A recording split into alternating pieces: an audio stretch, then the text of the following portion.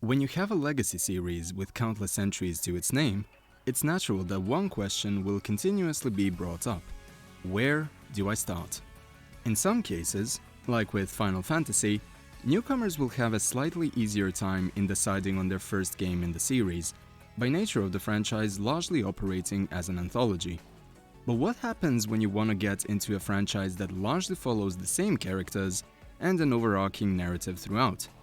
Well, you will likely find yourself staring at an online screaming match between people who started the series in different ways and debating why their way of starting it is superior to anyone else's. Now, while this is hilarious to see for those of us who have been with the series for quite a while, it does make the already confusing process of getting into a cool IP all the more infuriating. And video game journalists are making it any easier when they call every new Yakuza game the perfect starting point. So, seeing as the Amazon Prime series is right around the corner, let's try to make some sense of this mess and see why getting into the Yakuza series is made out to be so hard. At its core, the whole debate on the quote-unquote perfect starting point is still rooted in the hopes of giving newcomers the best chance of falling in love with the series from the very first game they play. We know how passionate the Yakuza community is, so it makes sense they'd want to share it with the most amount of people in what is seen as the optimal way. Now, putting aside the debate of the perfect playing order, cause that's a whole different can of worms, there's a number of reasons why the community can't collectively agree on the optimal starting point. See, with most legacy series, one could always say that you should just start with the very first game that was released. But in the case of Yakuza, the original versions of the first two games are only playable on the PlayStation 2, 3, and Wii U. Even if you are a fan of those particular console generations, you might not want to bother with emulation to experience them, cause ideally, you'd want the perfect entry point for a newcomer to be playable on whichever system they choose. It is at this point that someone will likely point out how the original two Yakuza games have received remakes over time, which should in theory make the remake of the first game be the new preferred entry point into the franchise. Hell, even RGG themselves have touted about creating a Yakuza series starter pack, which exclusively consisted of the remakes of the first two games. So then, why did so much of the community criticize this collection? Well, because it is missing Yakuza 0. And without that game, getting into the series through these specific entries becomes significantly harder than it should be. Let me explain. Yakuza 0 is a prequel with a largely self-contained story. It is available on every modern system and, up until very recently, it frequently went on sale. While 0 was released after the fifth numbered title, the fan service and Easter eggs present were implemented in ways where understanding them wasn't integral to genuinely enjoying the story and world. So, how does Yakuza Kiwami differ in that regard? To put it simply, Kiwami cares more about being a direct continuation of Yakuza 0 than it does about being a faithful remake of the original game. For example, the numerous fighting styles that were introduced one by one in 0, so that you wouldn't feel overloaded with information and would understand each of their respective utilities, are all just thrown onto you in Kiwami, because it is assumed that you know all there is to them from having played the prequel. Similarly, vast portions of the side content and sub-stories in Kiwami are direct references to characters and plot points that were largely exclusive to 0, up until the most recent Yakuza entries that started to become significantly more self-referential. This means that you meeting someone like the Pocket Circuit Fighter again, Majima talking about his Lord of the Night days, and so much more will just feel like unnecessary sensory overloads, because this will be the first time you've come into contact with them while still trying to come to grips with everything else that is present in Yakuza.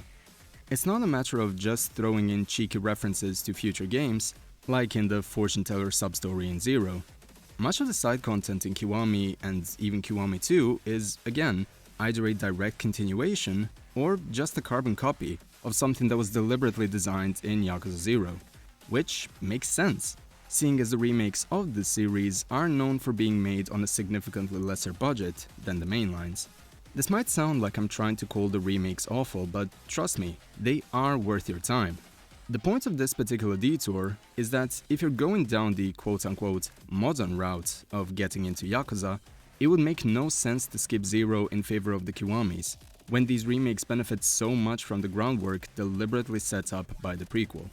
So if that's the case, why didn't RGG Studio put Zero in this collection as well? I'd argue it's precisely because of the upcoming Amazon Prime show. As you may already know, Yakuza games are rather beefy, and you'd likely experience burnout on the series if you tried binging all of them in quick succession. So, seeing as the Prime show will retell the story of the first game, and Kiwami is supposed to be the remake of said game, they probably wanted to make the entrance into the series look significantly less daunting for newcomers, hence only putting 2 games into the starter pack. It's the same logic that led to the most recent Yakuza games dropping their numbering in the West altogether. But instead of that act leading to these games feeling as the perfect starting points, it ultimately just confused a number of people regarding the preferred playing order and the mainline status of these entries upon their release. It is clearly all well-intentioned, but ironically just makes the situation even more confusing for everyone involved. And the weird thing is that whenever people debate on the perfect first experience with the series, they frequently forget to ask the newcomers one very important question. Are you just looking for a fun game, or are you really trying to get into the series? We've already gone over the magnitude of the franchise and its individual titles, which by itself has led a number of people to file Yakuza under the "I'll eventually play it" section of their backlog. And coming from someone who has played literally all of these games, I get it. But then, you're suddenly met with the intrigue of seeing a community unfamiliar to you exploding with excitement when games like Gaiden and Infinite Wealth initially released. Extensive as the series may be, that type of excitement is pretty contagious, so you may find yourself in the same conundrum as before. You as a newcomer may very well have the best intentions of playing all of the games, but simply lack the free time. Or maybe you just want to play a specific collection of the games, but have no interest in having to play through everything that preceded them to do so. Speaking from personal experience, I even met someone who simply couldn't click with Yakuza 0 because they didn't enjoy beat-em-up combat. But after they tried Yakuza 7, they loved it so much that they decided to give 0 another shot. On a related note, back in the days before the series was readily available everywhere, a number of people have simply picked up the one Yakuza game they could find in their local stores, played it, and adored it so much that they researched everything else they could find on the IP afterwards. It's not like you can't get into the series by playing any random game within it, it's that the onus of the discussion, at least on the internet, always devolves into people touting about their starting point being the objectively correct way to get into a series, and drowning out any meaningful discourse in the process. Plus, like I've alluded to earlier, the idea of just playing a Yakuza game for fun doesn't get brought up all that frequently. Maybe because the community at large has simply gotten used to the fact that they are literally all fun, and in a way that is unique to the works of Ryuga Gotoku Studio. When you've been with the series for long enough, it naturally becomes harder to separate the individual titles from the overall experience. But if you still haven't gotten into the series and have found your way to this video, none of those discussions should discourage you from trying out Yakuza. I feel that when you meet any Yakuza fan in real life, they are more than likely to just be happy that you're a fan of the series as well, no matter what your favorite game or starting point may have been. If any of these games truly connect with you, you will more than likely want to play everything else, not to get approval in the community, but to experience even more of this uniquely amazing world. I've seen people get into it with games ranging from Yakuza 4, to 0, to 7, and even Dead Souls. So if that's not the mark of a great series, I don't know what is.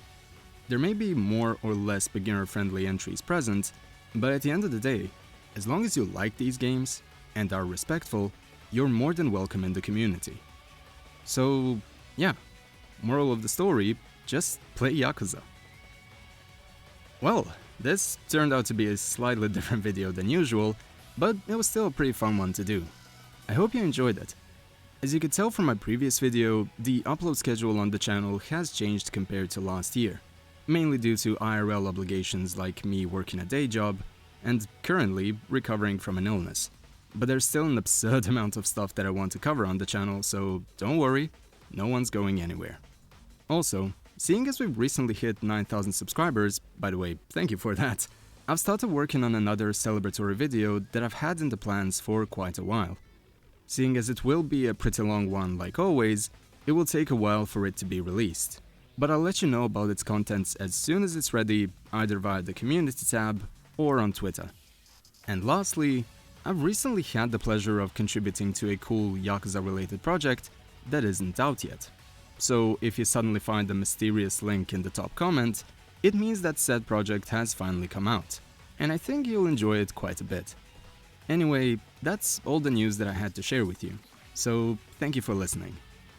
Until next time, take care of yourselves and have a great day. Cheers!